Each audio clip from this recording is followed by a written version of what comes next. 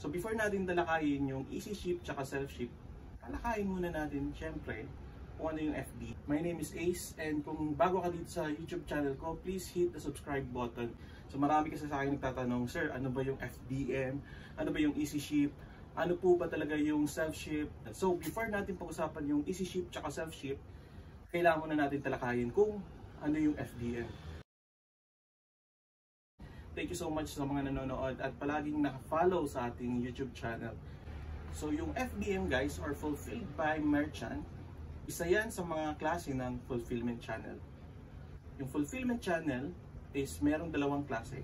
We have FBM and FBA.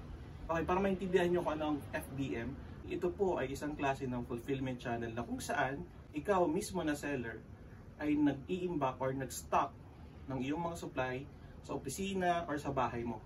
Kaya siya tinawag na FBM kasi lahat ng binibenta mo ay nandito nakastock sa bahay mo. So once na meron ka na-receive na order sa Amazon, ibig sabihin yan, ikaw ang magbabalot ng iyong order at ikaw magpiprint ng label at ikaw naman ang mag-aabot sa Amazon driver. So bakit nga ba nauuwi sa self-ship at easy ship ang order? Nauuwi ang order sa easy ship kasi meron kini-consider si Amazon pagdating sa inyong mga orders.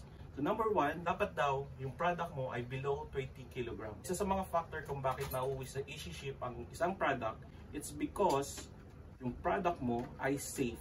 Meaning to say, wala siyang halong hazmat. Pag sinabing hazmat or hazardous materials, ito po yung mga products na may content na liquid, batteries, mga flammable items, lagi siyang nauuwi sa self-ship. Yung self-ship naman ay kailangan mo mag-arrange ng third-party couriers na kung saan hindi siya konektado sa Amazon.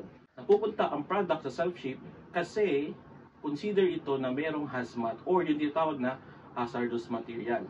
Pangalawang reason kung bakit napupunta sa self-ship ang product mo or order mo sa Amazon is because more than 30 kilograms ang bigat nito. So kung nagtataka kung bakit napunta sa self-ship and easy ship ang product mo, it's because of those reasons. So sana nag-enjoy ka at marami kang natutunan sa video na to. So please don't forget to subscribe sa mga ganitong video. Thank you!